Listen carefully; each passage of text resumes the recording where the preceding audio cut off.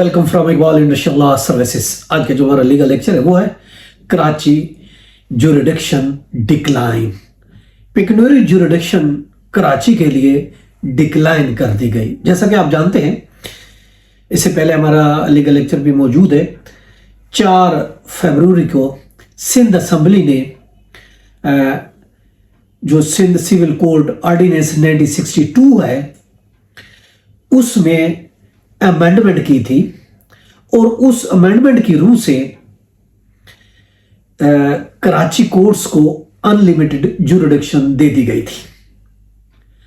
देखिए, कराची के साथ कुछ अलग ही सलूक होता है। बेसिकली अगर हम इसके बैक में जाते हैं, before the partition Sindh chief court हुआ करती थी बम्बई के। इसको इनहेरिटेंस हुआ है। बम्बई हाई कोर्ट थी मुत्तहिदा पाकिस्तान और हिंदुस्तान जब था, तो कराची को जो हाई कोर्ट लगती थी वो बम्बई हाई कोर्ट थी।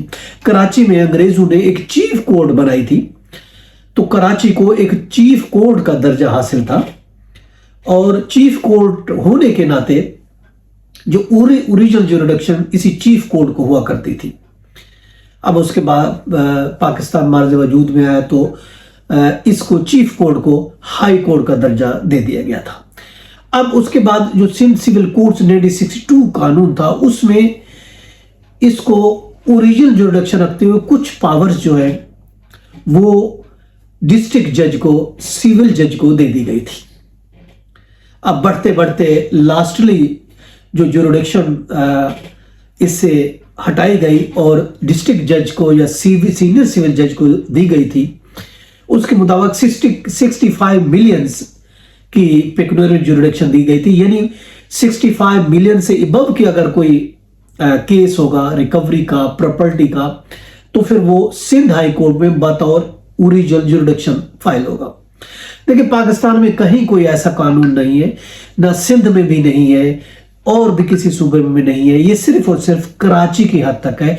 चूंकि कराची में चीफ कोर्ट हुआ करती थी और उसके बाद सिंध हाई कोर्ट हो गई, तो उसके बाद इस वजह से सिंध हाई कोर्ट को ओरिजिनल ज्यूरिडिक्शन भी हासिल है, जिसकी वजह से केसेस 10 से 15 साल 20 साल लग जाते हैं सिविल सूट को डिसाइड होने में, इतने केसों के बराबर। क्योंकि सिंध हाई कोर्ट चूंकि एक आईनी अदालत भी है और उसके बाद अपीलान ज्यूरिडिक्शन भी है, कॉन्स्टिट्यूशन ज्यूरिडिक्शन भी है, इस वजह से उसको साथ ओरिजिनल ज्यूरिडिक्शन दे दी गई थी, जिसकी वजह से साल केस पेंडिंग में रहते हैं।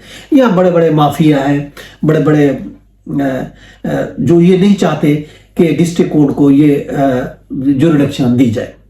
बहरहाल असेंबली ने पास करके दे दी, मगर फिर वही हमें पहले ही पता था इस बारे में, शकूक व शुबा जरूर थे कि या तो इसके खिलाफ अपील होगी या फिर गवर्नर इसको रिफ्यूज करेगा, इसको पे साइन नहीं करेगा, अपनी मर्जी नहीं देगा। अब गवर्नर को भेजा गया, उसने आखिरी दिन 10वें दिन के अंदर, आखिरी दिन 14 तारीख को उसने जो है ये बिल वापस भेज दिया असेंबली को, जो कि आर्टिकल 115(5) के तहत उसको था।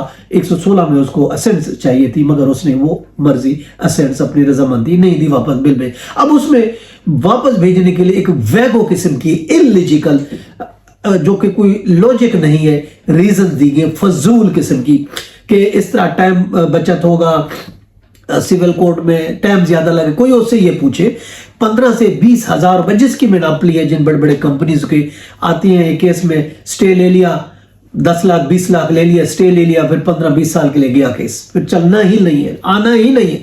3-4 साल तो एक सिविल सूट लगता ही नहीं है, उसको पुराना होने दिया जाता है। जबकि डिस्ट्रिक्ट कोर्ट के अगर हम सिविल ज्यूरिडिक्शन की बात करते हैं, वहां एक साल से 2 साल के अंदर केस ही डिसाइड हो जाता है और वहां 3 साल तक कोर्ट में लगता ही नहीं है, सिवाय इसके अगर आप अर्जेंट एप्लीकेशन देते हैं। तो इसी तरह 15 से हमारे अभी तक 2009 के केसेस पड़े होंगे जो कि फाइनल आर्गुमेंट में पड़े हुए, वो लग ही नहीं रहे। 2009 के 2008 के केस हमारे पड़े हुए हैं सिंध हाई कोर्ट के, जो अभी तक डिसाइड नहीं हो पा रहे। तो ये मसले थे। अक्सरियत वकला ने बड़ी स्ट्रगल की और असेंबली ने ये एक पेश कर दिया, बन गया। अब गवर्नर ने उसको वापस असेंबली को भेज दिया। अब होगा क्या अगर हम देखते हैं, अब ये होगा कि ऑफ कोर्स उसको असेंबली दोबारा देखेगी और इसमें जो है उसको दोबारा पास करेगी या उसमें अमेंडमेंट करेगी, जो भी करना चाहती है। फिर गवर्नर को भेजा जाएगा, गवर्नर पे दोबारा 10 दिन के अंदर अंदर उसको फिर लाजमी तौर पर उस पर साइन करने होते। अगर नहीं करेगा फिर भी वो कानून बन जाएगा। लेकिन जो हालात वाकयात लग रहे हैं कि अब इसमें कुछ ना कुछ अमेंडमेंट फिर कर दी जाएगी, अभी 65 बिलियन है तो अभी 100 मिलियन कर दी जाएगी, कुछ ना कुछ हो जाएगा। बहुत ही कम चांसेस लग रहे हैं कि जिसका हमें खौफ था कि अब फिर से जो है वही सेम टू सेम बिल दोबारा असेंबली पास करेगी और दोबारा ये एक जो एक उम्मीद बनी थी वुकला के लिए वो भी अब डूबती हुई नजर आती है। अब देखते हैं नेक्स्ट क्या होता है। ये था आज का लेक्चर, फिर मिलते हैं। अल्लाह हाफिज।